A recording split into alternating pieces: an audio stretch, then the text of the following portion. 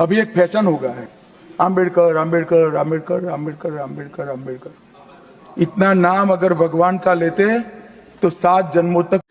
मैं आदरणीय अमित शाह जी से आग्रह करूंगा कि वो प्रेस को संबोधित करें। मित्रों, आज की प्रेस वार्ता में आप सभी का स्वागत है। विगत सप्ताह में संसद में लोकसभा और विधानसभा, राज्यसभा दोनों जगह संविधान को स्वीकार किए हुए 75 साल के मौके पर संविधान की रचना, संविधान निर्माताओं का योगदान और संविधान में प्रस्तावित किए गए आदर्शों पर एक गौरवमयी चर्चा का आयोजन संसद के द्वारा किया गया। वो चर्चा में 75 साल की देश की गौरव यात्रा, विकास यात्रा और उपलब्धियों की भी चर्चा होनी थी। ये तो स्वाभाविक है कि जब लोकसभा में, राज्यसभा में पक्ष और विपक्ष होते हैं तो हर मुद्दे पर लोगों का नजरिया अलग अलग होता है, दलों का नजरिया अलग अलग होता है, वक्ताओं का नजरिया अलग अलग होता है।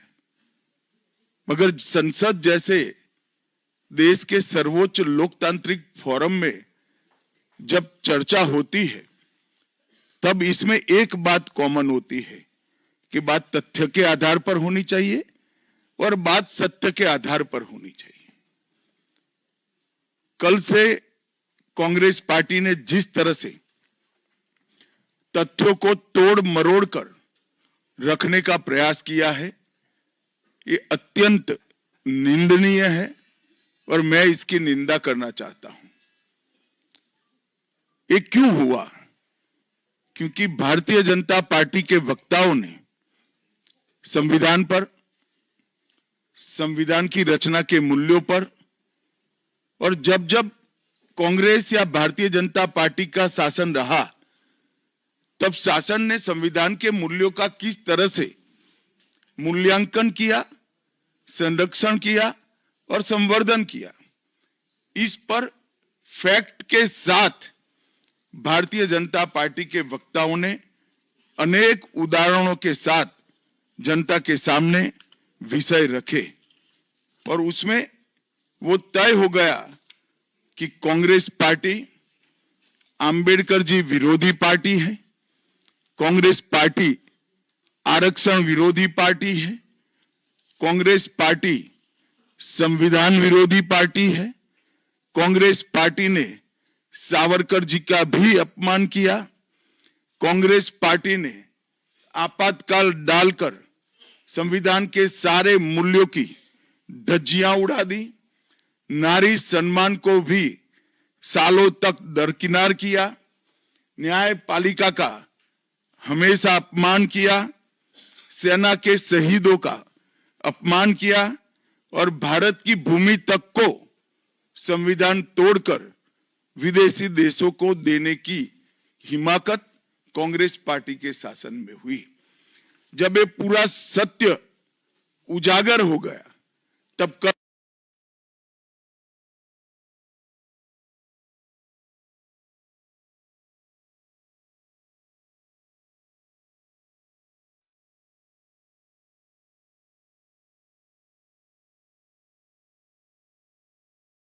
से कांग्रेस पार्टी ने फिर एक बार अपनी पुरानी पद्धति को आजमाते हुए बातों को तोड़ मरोड़ कर और सत्य को असत्य के कपड़े पहनाकर समाज में भ्रांति फैलाने का एक कुत्सित प्रयास किया है।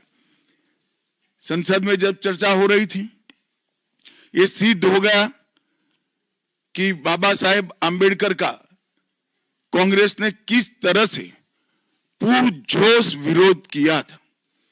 बाबा साहब के न रहने के बाद भी किस प्रकार से कांग्रेस ने बाबा साहब को हाशिए पर ढकेलने का प्रयास किया। जब संविधान सभा अपना काम कर चुकी, चुनाव हुआ 1951-52 में और 54 में दोनों बार कांग्रेस ने बाबा साहब को हराने के लिए कोई कसर नहीं छोड़ी। यहां तक कि फ्रेंडली चुनाव होता है, स्पिरिट वाला चुनाव होता है, ऐसा चुनाव भी नहीं था। विशेष प्रयास किया गया और वो उनकी हार को सुनिश्चित किया गया। जहां तक भारत रत्न देने का सवाल है, कांग्रेस के नेताओं ने कई बार खुद ही अपने आप को भारत रत्न दिए हैं। 55 में नेहरू जी ने खुद को भारत रत्न दे दिया, 71 में इंदिरा जी ने खुद को भारत रत्न दे दिया और 1990 में बाबा साहब को भारत रत्न तब मिला जब कांग्रेस पार्टी सत्ता में नहीं रही और भारतीय जनता पार्टी के समर्थन वाली सरकार थी। 1990 तक कांग्रेस पार्टी बाबा साहब को भारत रत्न न मिले इसका बड़े जतन से प्रयास करती रही, यहां तक कि बाबा साहब की जयंती को भी 100वीं जयंती को भी मनाने का मना ही कर दिया गया। नेहरू जी की आंबेडकर जी के प्रति नफरत जग जाहिर है। नेहरू जी की खुद की किताब सिलेक्टेड वर्क्स ऑफ जाने से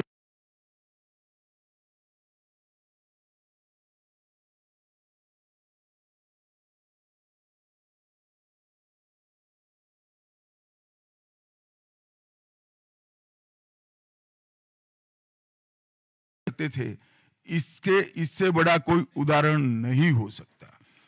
जब पंडित जी की एक और किताब को पढ़ते हैं, लेटर टू चीफ मिनिस्टर में एक उल्लेख है, बंबई के मेयर ने एक पत्र में बाबा साहब के आंबेडकर के जन्मस्थान मऊ में उनका स्मारक बनाना चाहिए, ऐसा सुझाव दिया। 18 जून 1959 को पंडित जी ने कहा, सरकार के लिए स्मारक स्थापित करना बिल्कुल सामान्य बात नहीं होगी। आमतौर पर स्मारक निजी पहल से किया जाता है।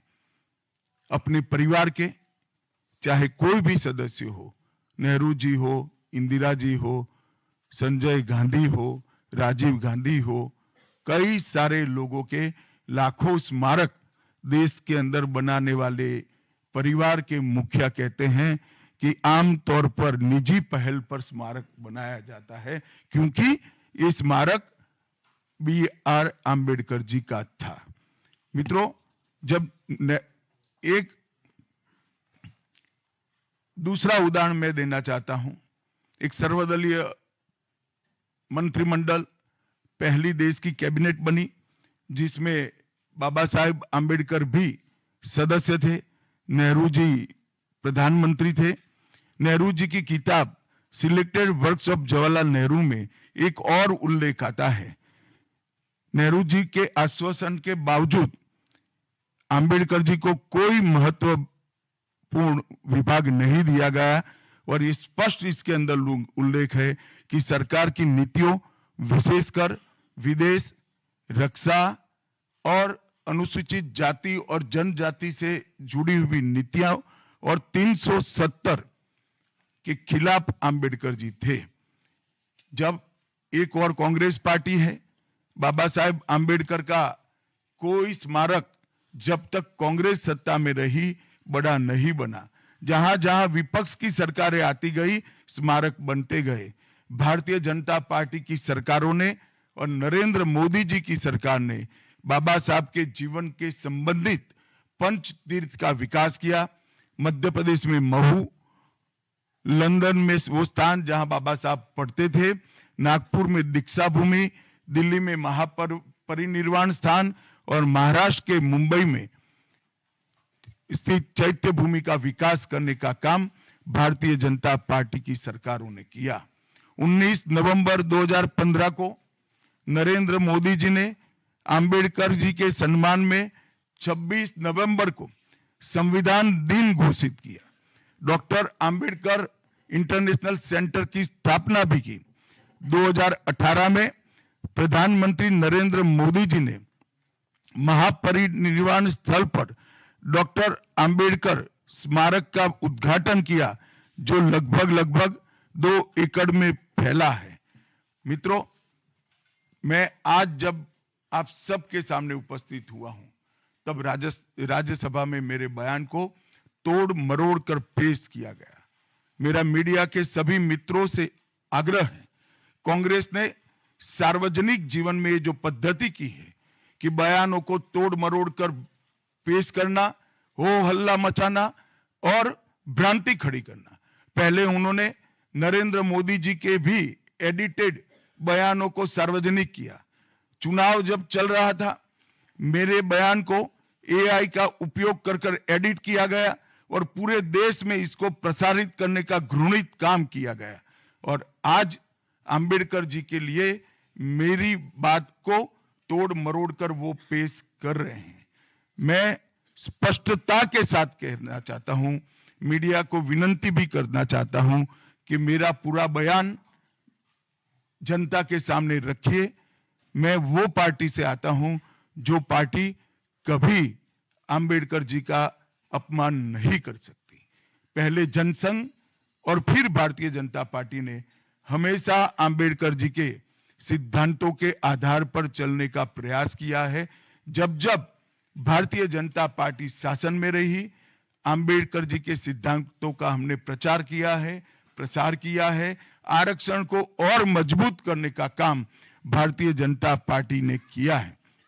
इन्होंने जिस प्रकार से आरक्षण को भी विरोध किया, वो भी हम सब जानते हैं।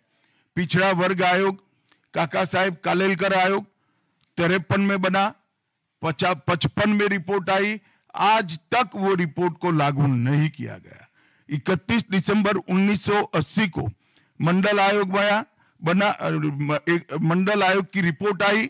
80 में इंदिरा जी ने मंडल आयोग को ठंडे बस्ते में डाल दिया। 90 में जब गैर कांग्रेसी सरकार आई, तब मंडल आयोग की रिपोर्ट लागू हुई। उस वक्त राजीव गांधी विपक्ष के नेता थे और जब मंडल आयोग की रिपोर्ट लागू हुई, प्रस्ताव संसद में आया, राजीव जी ने अपने जीवन का सबसे लंबा भाषण ओबीसी के आरक्षण का विरोध करने के लिए किया। आज मैं फिर से एक बार आग्रह के साथ मीडिया को बताना चाहता हूं, सच्चाई को जनता तक पहुंचाना चाहिए। मेरी पूरी बात बहुत स्पष्टता के साथ, कोई कंफ्यूजन के बगैर राज्यसभा के रिकॉर्ड पर है। आज भारतीय जनता पार्टी के सैकड़ों कार्यकर्ताओं ने ट्वीट कर भी इस सत्य को लोगों के बीच में पहुंचाया है। और जिन्होंने जीवन भर बाबा साहेब का अपमान किया, जिन्होंने जीवन भर बाबा साहब के सिद्धांतों को दरकिनार किया, जिन्होंने जब तक सत्ता में रहे बाबा साहब को भारत रत्न मिलने नहीं दिया, जिन्होंने जब तक सत्ता पर रहे आरक्षण के सिद्धांतों की धज्जियां उड़ाई, वो लोग आज बाबा साहेब आंबेडकर के नाम पे भ्रांति फैलाना चाहते हैं। मैं कांग्रेस के अध्यक्ष खड़गे जी को भी कहना चाहता हूं, खड़गे साहब, आपका तो कम से कम दायित्व बनता है, क्योंकि आप उस वर्ग से आते हो जो वर्ग के लिए बाबा साहब आंबेडकर जी ने पूरा जीवन समर्पित किया। आपने कम से कम कांग्रेस के एक कुत्सित प्रयास में सपोर्ट नहीं करना चाहिए था। मुझे बड़ा दुख है कि आप भी राहुल गांधी जी के दबाव में इसके अंदर शामिल हुए हो। मित्रों, आज जब हम सब यहां बैठे हैं, मैं फिर से एक बार कहना चाहता हूं, कांग्रेस के पास इस संविधान के ऊपर की चर्चा में बाबा साहेब आंबेडकर विरोधी कांग्रेस है, इसका कोई जवाब नहीं बचा। संविधान विरोधी कांग्रेस है, इसका कोई जवाब नहीं बचा। कांग्रेस आरक्षण विरोधी है, इसका कोई जवाब नहीं बचा। कांग्रेस सावरकर विरोधी है, इसका भी कोई जवाब नहीं बचा। कांग्रेस ओबीसी विरोधी है, उसका भी कोई जवाब नहीं बचा। आपातकाल का पाप कांग्रेस के ही समय में हुआ, इसका भी कोई जवाब नहीं बचा। नारी सम्मान का विरोध भी कांग्रेस ने ही किया, वो प्रस्तापित हो गया। न्यायपालिका का अपमान ही कांग्रेस ने ही किया, वो भी प्रस्तापित हो गया। भारत की भूमि को भी संविधान को दरकिनार कर विदेश को सौंपने का पाप भी कांग्रेस ने ही किया, ये भी प्रस्तापित हो गया। तब फिर से एक बार चिर परिचित अपनी पुरानी नीति पर कांग्रेस आई है और उन्होंने मेरे बयान को तोड़ मरोड़ कर आधा ही दिखाकर जनता के सामने रखना और भ्रांति फैलाने का प्रयास किया है। कृपया मेरा पूरा बयान आप सभी लोग जनता तक पहुंचाइए तो दूध का दूध और पानी का पानी हो जाएगा। मैं उस पार्टी से आता हूं, उस संस्कृति से आता हूं जो स्वप्न में भी बाबा साहब के विचारों का या बाबा साहब के स्वयं का अपमान नहीं कर सकते। हम जानते हैं कि देश के संविधान को समावेशी बनाने में देश के पिछड़े वर्ग को, दलितों को, आदिवासियों को, गरीबों को और वंचितों को न्याय दिलाने के लिए और देश के लोकतंत्र की नींव को इतनी नीचे तक गहरी पहुंचाने में बाबा साहब का बहुत बड़ा योगदान है। पूरा देश बाबा साहब के प्रति कृतज्ञता व्यक्त करता है। कम से कम हम तो ऐसा नहीं कर सकते जिससे बाबा साहब का अपमान हो पाए। और मैं फिर से एक बार कांग्रेस के ये कुत्सित प्रयासों की घोर निंदा करता हूं और जो संविधान पर दोनों सदनों में चर्चा हुई, कम से कम भारतीय जनता पार्टी की ओर से चर्चा का स्तर मेंटेन करने का पूरा प्रयास किया गया था, विषय पर बोलने का आग्रह किया गया था और तथ्य के साथ बोलने का आग्रह भी हमारे सारे वक्ताओं ने किया था। वो सारे प्रयास पर कांग्रेस ने पानी फिरा है और मैं मानता हूं कि देश की जनता इसके इस प्रयास को भी जानती है, उनकी मानसिकता को भी जानती है और उनकी कार्य संस्कृति को भी जानती है। धन्यवाद। रविंदर जी।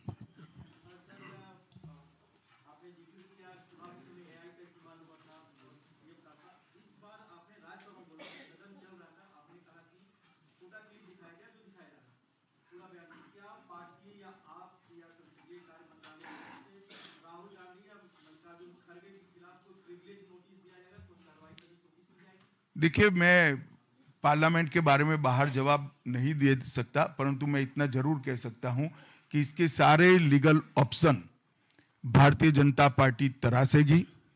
पार्लियामेंट के अंदर और पार्लियामेंट के बाहर क्या लीगल एक्शन हो सकते हैं, वो सारी संभावनाओं को तराशकर भारतीय जनता पार्टी निर्णय करेगी। आनंद पांडे जी।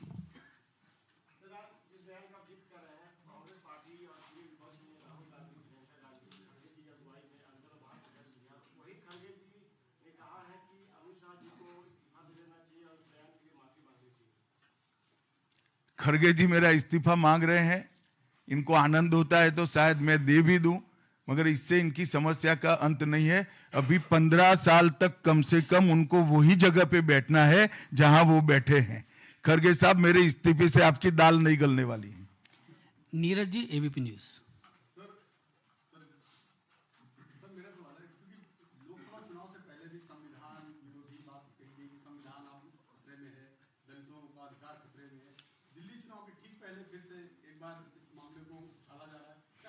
नीरज जी, आप भूल रहे हैं बीच में हरियाणा और महाराष्ट्र का चुनाव हो गया है और उन्होंने लहराया हुआ संविधान अंदर से कोरा था। संविधान प्रेम इनका कितना खोखला है वो एक्सपोज हो चुके हैं। एक झूठ बार बार नहीं चल सकता है, अंततोगत्वा सत्य जनता तक पहुंचता ही है। ऐश्वर्या पालीवाल, आज तक।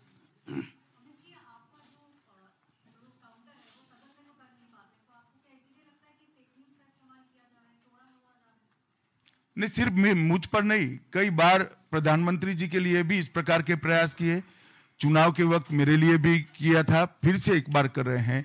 मगर मैं इसीलिए आज आप सबके सामने आया हूं।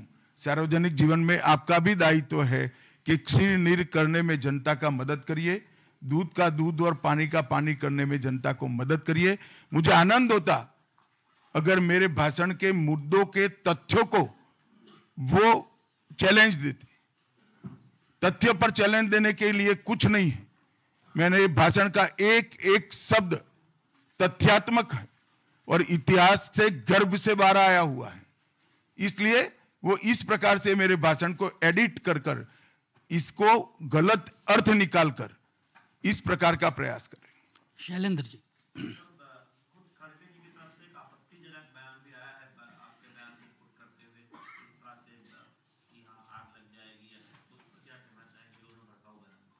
मुझे लगता है आप मेरी प्रेस को अच्छे से कवर करिए, कुछ नहीं होगा।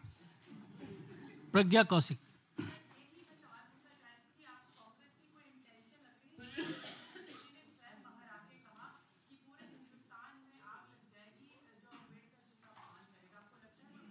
उनका इंटेंशन क्या है इसके डिटेल में मैं जाना नहीं चाहता, परंतु मैं इतना जानता हूं कि अब कांग्रेस को जनता जान गई है।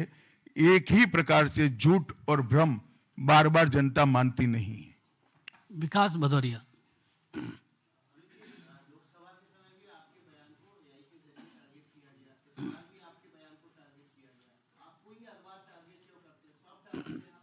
भाई आपका सवाल गलत जगह पे, ये कांग्रेस कार्यालय में पूछने का सवाल है, मुझे क्यों पूछ रहे हो? यतेंद्र जी, यतेंद्र।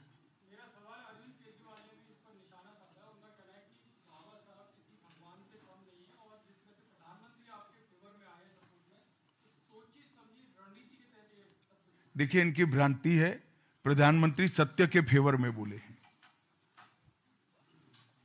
मोहित भट्ट।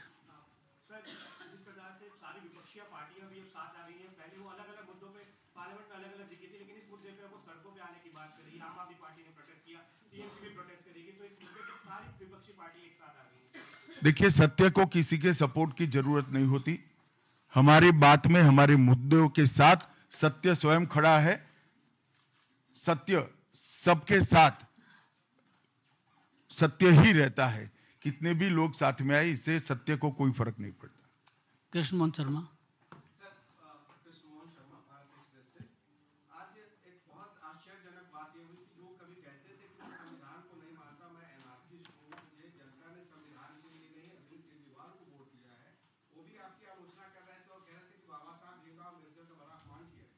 चलो कम से कम मेरे कारण अरविंद केजरीवाल जी संविधान का और बाबा साहब का सम्मान करने लगे, वो आनंद का विषय है। संजय जी।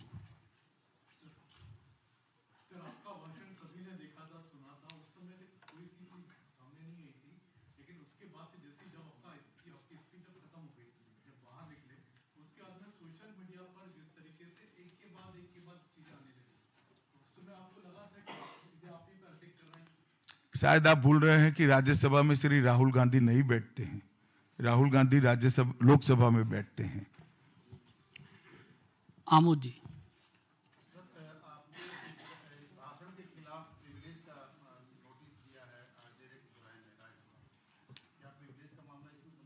मुझे क्या मालूम, हो तो स्पीकर साहब ने तय करना पड़ेगा, सभापति जी तय करेंगे। मोहित अमित।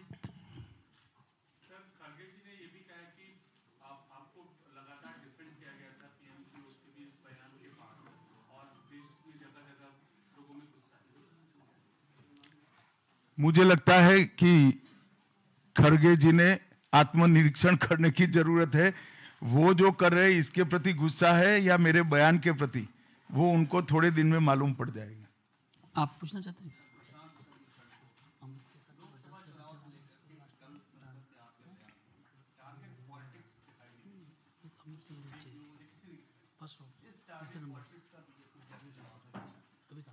नहीं, बीजेपी को टारगेट कर रहे हैं वो सही है, क्योंकि जनता के फैसले लगातार बीजेपी के पक्ष में आ रहे हैं।